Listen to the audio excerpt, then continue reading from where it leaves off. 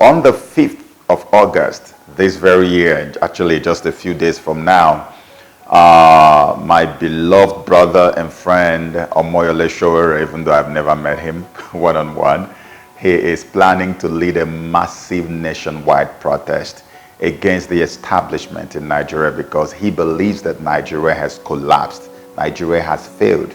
That much I agree with him. But he wants to save Nigeria. That much I disagree with him. I don't want to save Nigeria. I want to save the indigenous peoples who were falsely and illegally merged together in 1914 to become one nation who will forever fight against themselves just for the interest of the colonial masters. That amalgamation was actually what turned our people into a company, part of a company rather than part of a country. We had never been a union. We have always been a business entity for the British people. So I disagree with him on saving Nigeria, but I agree with him that Nigeria has failed. Yesterday or so, a reverend father just got killed, and about 4 or 5 redeemed Christian Church of God pastors just got abducted. All this happening back to back within a space of, say, 2 days. And you wonder why the desperation in the camp of the Fulani herdsmen. Remember a video I put out just about a week or 2 weeks ago, in which I was explaining to people that these guys are being used by the colonial masters to start a war. They want to start a war so that the moment they draw us into a war, the British military will land in Nigeria in the guise that they are coming to keep peace, and they will now go behind these herdsmen and use them to cement the broken pieces of Nigeria. Because right now Nigeria has broken, Nigeria has fallen apart. The reason why Nigeria has remained all these years, for the interest of the British colonial masters, is because the initial amalgamation between the middle belt of Nigeria and the core north was successful.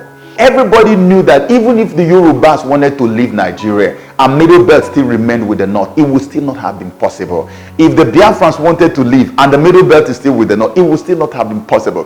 They were the big elephant in the room. They were the people we've been praying for all our lives to make sure that they pull themselves away from the core north. What we have been waiting for is the day that the middle belt will say, we are no longer part of the Northern Elders Forum, we are no longer part of the Arewa Consultative Forum, which is from the north. The day they will say that, all of us have been expecting that, the day they say that, we know Nigeria has collapsed. And guess what? It has finally happened. Going by the statement that Dr. Dogo Isua just made a few weeks ago, 2 weeks ago actually, when he said clearly to the Arewa group and the Northern Elders Forum that, look, let's go on record and tell the whole world that middle belt is no longer part of the north. He made it very clear. It was all over in the news. Everybody saw it. And it is at the same time that Abdul Salami Abubakar was organizing a security summit where he wanted the socio-cultural organizations to attend, and he also invited Miyetti Allah and another unknown Fulani organization to attend. In other words, Abdul Salami Abubakar is trying to tell us that Miyetti Allah is on the same pedestal, on the same level with our revered sociocultural organization, which is actually agreeing with what Garba Shehu, Buhari's spokesman, said some weeks ago, that Miyetti Allah is the same thing as all the other sociocultural organizations in Nigeria. So when our people saw what Abdul Salami Abubakar had done by inviting Miyetti Allah to have a meeting with them, they rejected it. These things have never happened before in the history of Nigeria.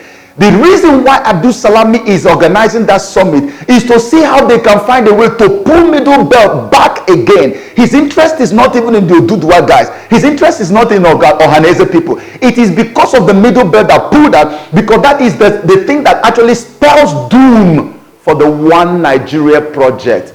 As we speak now, the One Nigeria project has collapsed completely.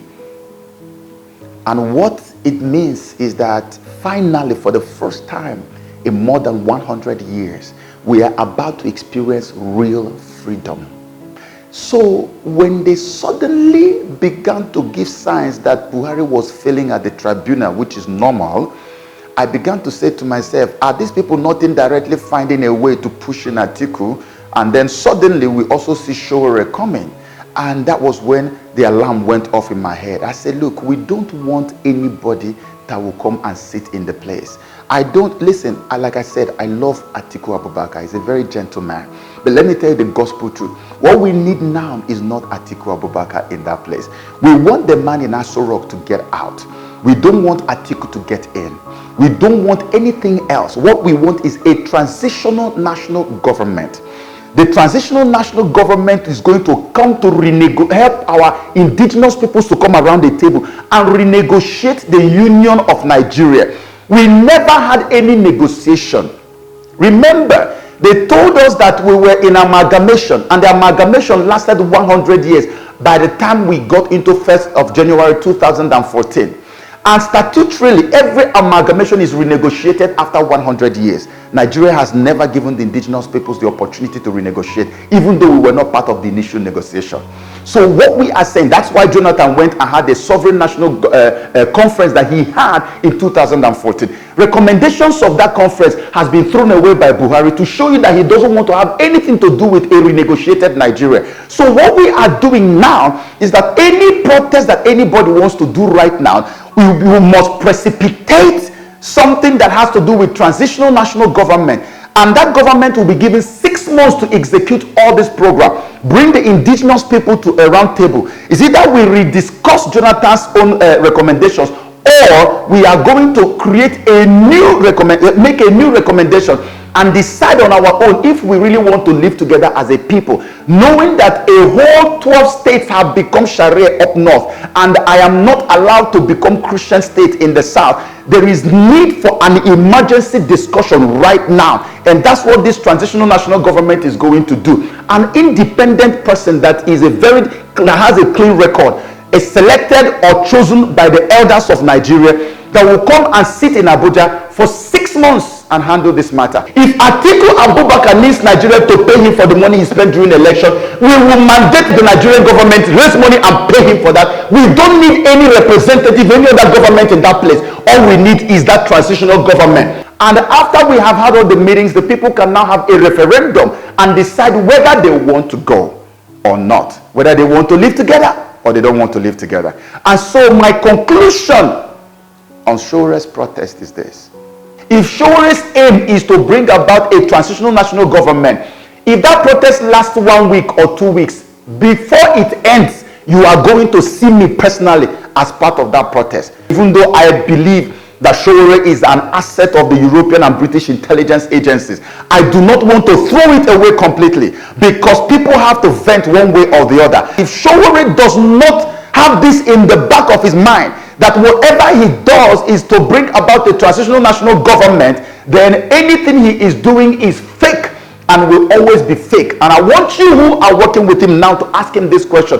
And if he gets this video, let him come and tell Nigerians what is the end result. It's not just to save Nigeria. If you want to save Nigeria, you will destroy the amalgamated unit. That's the only way to save Nigeria. If this is what Sowore is going to have as his aim, mark my words, before that protest is over, Joseph Okechukwu is going to be on the front line with you guys, and we are going to bring about the lasting freedom that our people need the most.